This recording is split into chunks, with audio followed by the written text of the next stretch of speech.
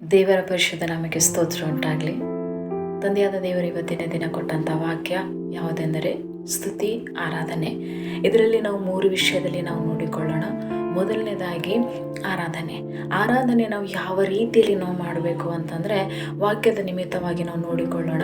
ಅಪೊಸ್ತಲರು ಬರೆದ ಕೃತ್ಯಗಳು 16ನೇ ಸಂಧಿ 25ನೇ ವಚನದಲ್ಲಿ ಏನು ಹೇಳ್ತದೆ ಅಂತಂದರೆ, ಮಧ್ಯರಾತ್ರಿಯಲ್ಲಿ ಪೌಲನು ಸೀಲನು ಪ್ರಾರ್ಥನೆ ಮಾಡುತ್ತಿರುವಾಗ ದೇವರಿಗೆ ಸ್ತುತಿ ಪದಗಳನ್ನು ಹಾಡುತ್ತಿದ್ದರು. ಮೊದಲನೇದಾಗಿ ಆರಾಧನೆ. ಈ ವಿಷಯದಲ್ಲಿ ಪೌಲ ಸೀಲರು ಸೆರೆಮನೆಯಲ್ಲಿ ಬಿದ್ದಿರುವಂಥ ಸಮಯದಲ್ಲಿ ಅವರು ಏನು ಮಾಡಿದರು ಅಂತಂದರೆ, ಮಧ್ಯರಾತ್ರಿಯಲ್ಲಿ ಅವರು ಪ್ರಾರ್ಥನೆ ಮಾಡುವಂಥ ಸಮಯದಲ್ಲಿ ದೇವದೂತನು ಬಂದು ಅವರಿಗೆ ಸೆರೆಮನೆಯಿಂದ ಬಿಡುಗಡೆ ಮಾಡದಾತ.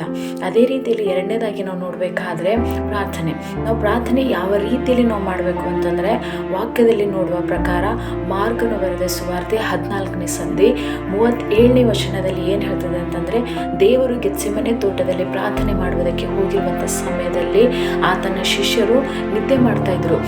ಮಲಗಿರುವಂಥ ಸಮಯದಲ್ಲಿ ಆತನು ಬಂದು ಅವರಿಗೆ ಏನು ಹೇಳ್ತಾನೆ ಅಂತಂದರೆ, ಒಂದು ಗಳಿಗೆಯಾದರೂ ನೀವು ಎಚ್ಚರವಾಗಿರಬೇಕು, ಶೋಧನೆಗೆ ಒಳಗಾಗದ ಹಾಗೆ ನೀವೇನು ಮಾಡಿರಿ ಅಂತಂದರೆ ಪ್ರಾರ್ಥನೆ ಮಾಡಿರಿ ಅಂತಂದು ಹೇಳ್ತಾರೆ ದೇವರು.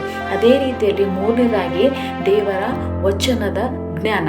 ಆ ವಚನದ ಜ್ಞಾನ ನಾವು ಪಡ್ಕೋಬೇಕಾದ್ರೆ ಯಾಕೋಬದಲ್ಲಿ ಏನು ಹೇಳ್ತದೆ ಅಂತಂದರೆ, ಯಾಕೋಬ 1ನೇ ಸಂಧಿಯಲ್ಲಿ ಏನು ಹೇಳ್ತದೆ ಅಂತಂದರೆ, ಯಾವನಿಗಾದರೂ ಜ್ಞಾನ ಕಡಿಮೆಯಾಗಿದ್ದರೆ ಅವನು ನನ್ನ ಹತ್ತಿರ ಕೇಳಿಕೊಳ್ಳಲಿ, ನಾನು ಅವನಿಗೆ ಅಂಗೀಸದೆ ಉದ್ಧಾರ ಮನಸ್ಸಿನಿಂದ ಕೊಡುತ್ತೇನೆ ಎಂದು ಹೇಳ್ತದೆ. ಪ್ರಿಯರಾದ ಮಕ್ಕಳೇ, ಇವತ್ತಿನ ದಿನ ನಾವು ವಾಕ್ಯದ ಜ್ಞಾನ, ವಚನದ ಜ್ಞಾನ ನಾವು ಪಡೆದುಕೊಳ್ಳಬೇಕಾದ್ರೆ ನಾವು ಮೊದಲನೇದಾಗಿ ನಾವು ಯಾರ ಹತ್ರ ಹೋಗಬೇಕು ಅಂದರೆ, ತಂದೆಯಾದ ದೇವರ ಹತ್ರ ನಾವು ಹೋಗಬೇಕು.